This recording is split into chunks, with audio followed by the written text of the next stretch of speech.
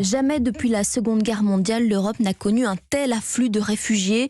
Ils seront bientôt 4 millions à avoir quitté l'Ukraine après 5 semaines de guerre. Des femmes et des enfants surtout. Plus de 5200 écoliers ukrainiens sont déjà scolarisés en France. Et c'est d'ailleurs à Marseille que le plus grand centre d'accueil vient d'ouvrir ses portes. Un ferry de la compagnie Corsica Linea, transformé en hôtel flottant XXL grâce à ses 500 cabines. Embarquement immédiat avec le correspondant d'Europe 1, Stéphane Burgat.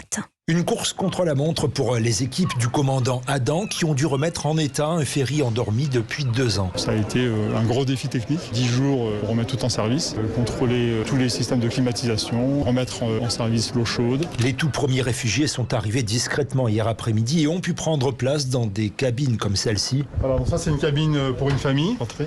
Il y a place avec un lit parental, douche et WC. Là on est sur 18 mètres carrés à peu près. 70 personnes s'occupent de la logistique à bord, nous détaille le directeur de la Corsica Linea, Pierre-Antoine Villanova, avec les cuisines, la crèche et puis la vieille salle de cinéma qui va reprendre vie. Ah oui, le cinéma du navire n'avait pas été exploité depuis plus de 20 ans et il va ouvrir d'abord pour que les enfants puissent passer des journées les plus agréables possibles. Les panneaux d'affichage sont traduits en ukrainien, mais le dispositif va bien au-delà de l'hôtel flottant, comme le nomme le préfet de région, Christophe Mirmand. Un accompagnement social et puis également aussi d'accès à l'emploi au travers des offres qui seront proposées, qui pourront ainsi permettre un parcours d'intégration. Jusqu'à 1600 personnes, principalement des femmes et des enfants, pourront être hébergées ici pendant 2 mois. Marseille, Stéphane Burgat, Europe 1.